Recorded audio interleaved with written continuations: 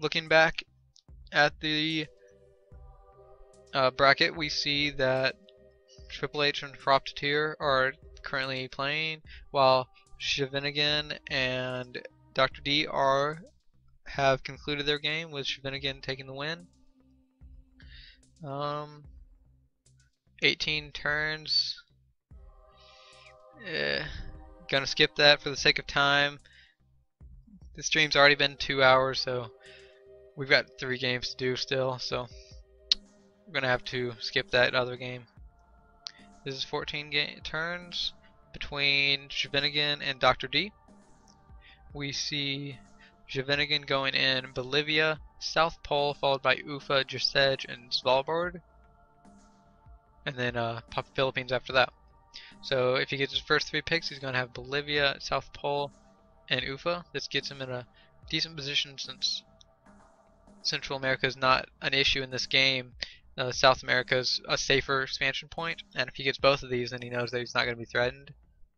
And then Ufa, well, these 3 starts up here, just in case he doesn't get something down here, allows him to get bonuses in another location, and then from here he can go into West China, Middle East, go down to Southeast Asia, go over to Greenland. He has a lot of areas to go from out here that he can branch off into.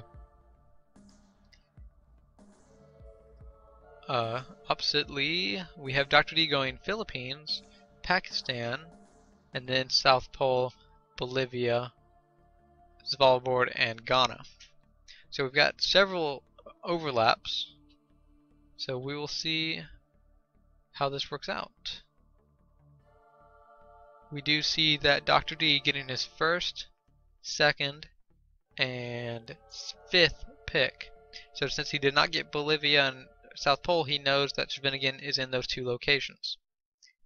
Szeweningen got his first 3 picks though: Bolivia, South Pole, and Ufa.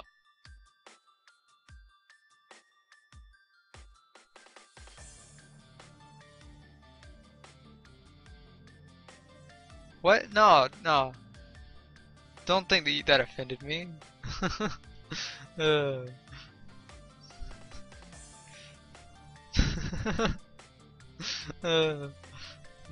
no. No, I completely agree that it's better to have multiple people commenting this game. I'm sitting here talking about this game, and I know I'm not having perfect analysis and all that stuff. I don't claim to be great at commentating or anything like that. I just do it because I like doing it. But yeah, glad you appear to have enjoyed this so far. It was pretty good. It's very long, though. It's already been going on for 2 hours. Okay, but we do see that Szeweningen getting his first 3 picks does not have any exact knowledge over where Dr. D has started. And after the first turn, we do see that he's working on getting South America, excuse me, and a little bit in Antarctica, while he sits still in Ufa. And while that's happening, then Dr. D is working on Indonesia primarily, and then Southeast Asia. And then we do see that he's finishing off Indonesia, while Szeweningen finishes off South America.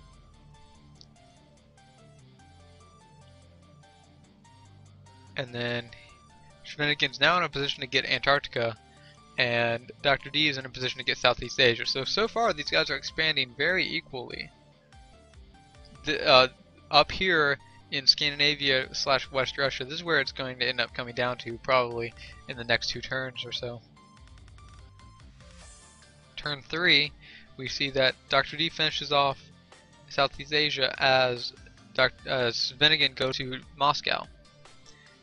And then Szeweningen also finishes off his bonus. So they're both at both at 12 reinforcements after 3 turns, and they still have not met each other a single time. So we're going to go to turn 4, and Szeweningen decides to go for all of West Russia. And he does get it, and he sees Norway. And then Dr. D goes into Finland.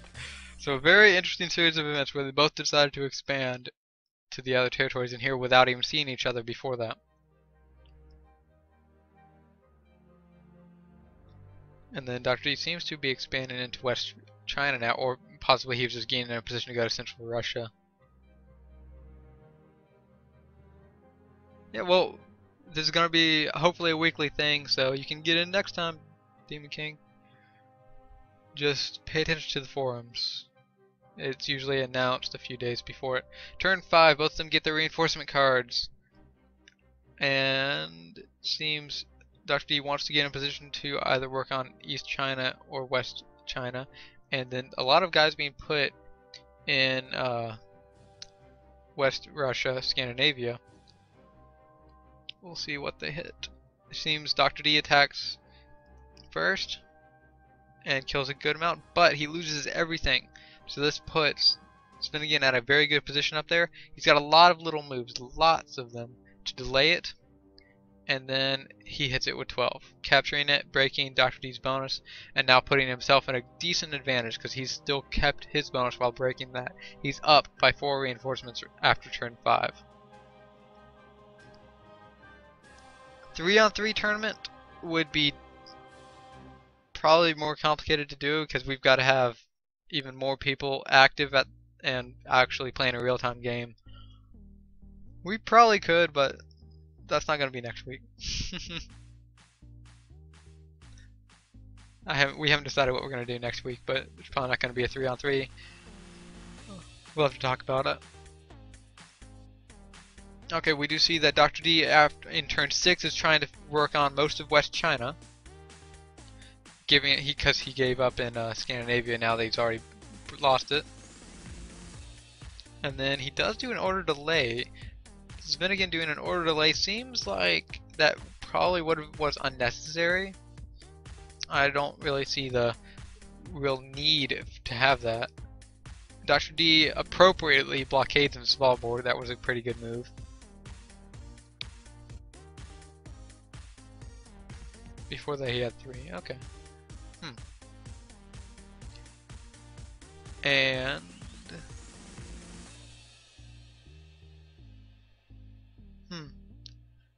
3-on-3 Europe is indeed popular, and it's pretty fun too. I don't know. Maybe if enough people are interested, and then we'll do whatever. It's just where the interest is that matters. Okay, we do see that it appears Szeweningen puts a couple in Norway to capture Svalbard, which is a fine move in my opinion. Because, you know, you already have so many guys over here, you might as well go ahead and break this and then work on Greenland with the leftovers. And then Dr. D finishing off West China. Looks like he's going to start going up into Tomsk. Yep, and then he goes down into New Zealand. So now he spots Szeweningen down in Antarctica, because remember, he knows that he started down here and in South America because of the pick locations.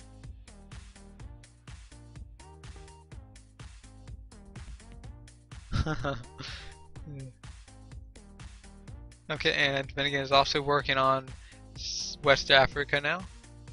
Doesn't quite get 2 of the territories, but he's now in a position to finish that off easily, and he's going down into Georgia. It looks like he's going to end up threatening Southeast Asia next turn. They're both sort of doing a loop. It's like Szeweningen going down and then Dr. D going up. So we'll see how that works out, because both of them are going to be touching each other next turn.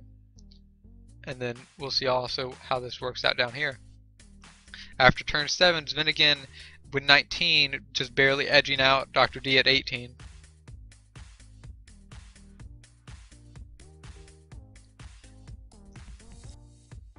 Turn 8, we see Dr. D putting a lot in New Zealand, but Szeweningen putting exactly as many. 18 for each of them went down there, and he does not manage to take it.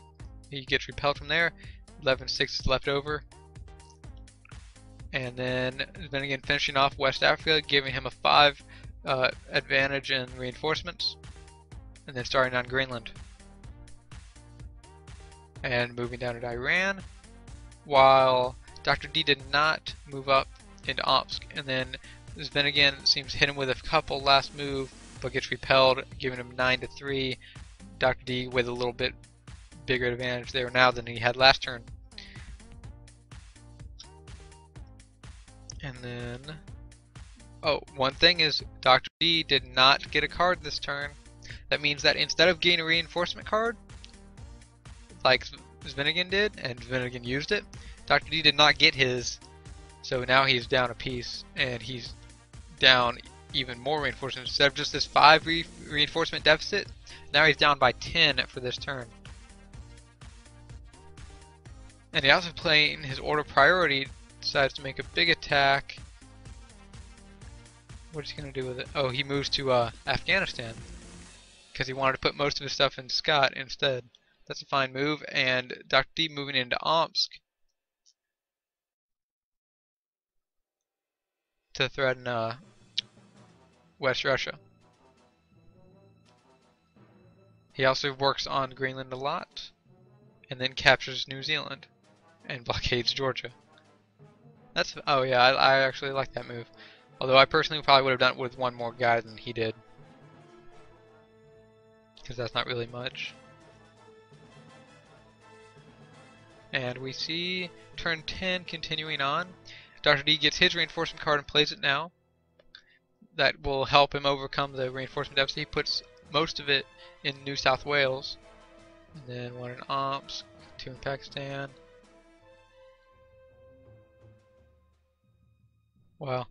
Szeweningen really likes doing small moves to delay his other moves. I remember you doing this a lot too. It's been a long time since I've done it this much though.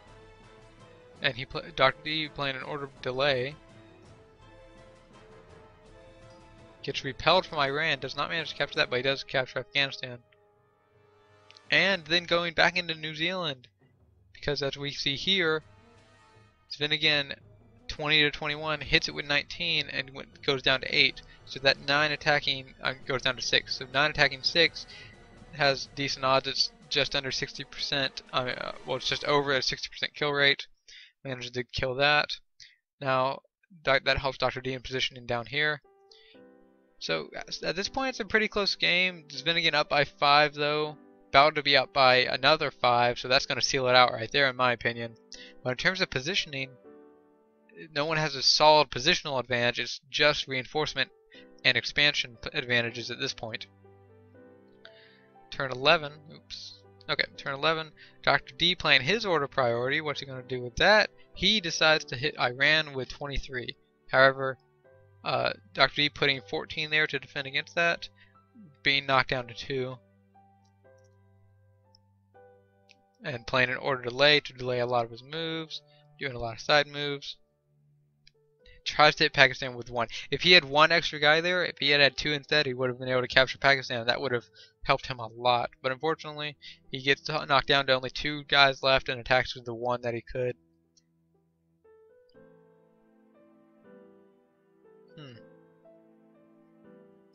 Not sure I really agree with him going to Tasmania. With Dr. D going to Tasmania. Probably would have done Scott myself just to see if I could get lucky with it. But you know, he killed Szeweningen out of Tasmania instead of killing him out of Scott. Scott would have been more advantageous for him though, because it's not like he has this bonus to defend. And then Szeweningen, when he finishes off Greenland, now he's at a 10 reinforcement advantage. So it's going to be really tough for Dr. D to come back now. Turn 12. Oh. Okay. Oh, I just noticed that Szeweningen messaged me on Skype. I had West Russia safe, and all of his bonuses were in Asia. I got lazy, made a few misplays and over predictions, but D couldn't do anything from Asia after losing Scandinavia. He had no access to my bonuses. Indeed. Yes, Lolowut is back. Go ahead and call him.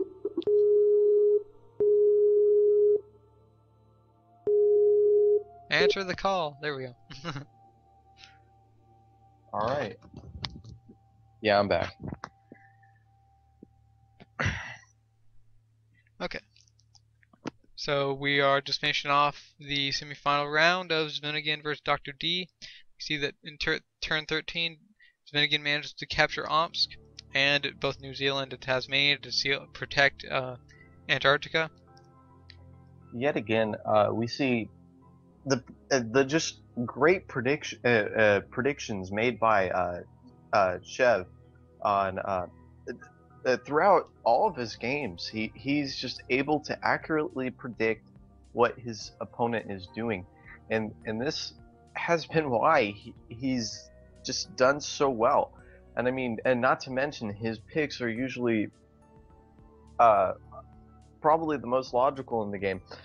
What is really winning him these games is the ability to predict what his opponent is doing, and it's very interesting to watch all this.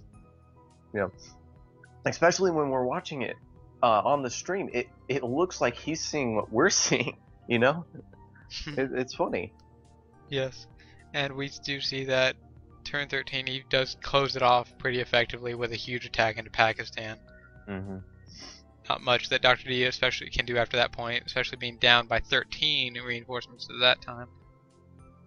And this is, by the way, why I don't want to do a stream live tournament that is no fog, because I believe that takes away the prediction element of this game, which is very important in these fog games, and I think it would just take away from some of the gameplay that we're seeing here.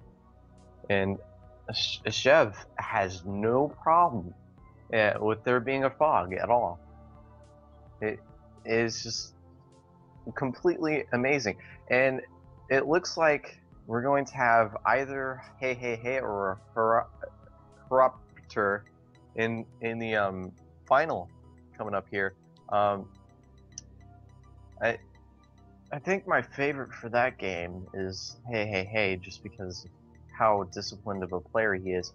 But it's going to be very interesting seeing either of them fight Szeweningen. And we've covered 3 games now. I think all 3 of the ones that he's played. Yep. Whoever is going to come into this final has full commentary on exactly what this guy is going to do. So this final should be, you know, whoever is going to come into this final should have some accurate statements coming from both of us of, you know, what he's thinking. And even Shev himself has said exactly what he's been thinking. So we'll see how this goes.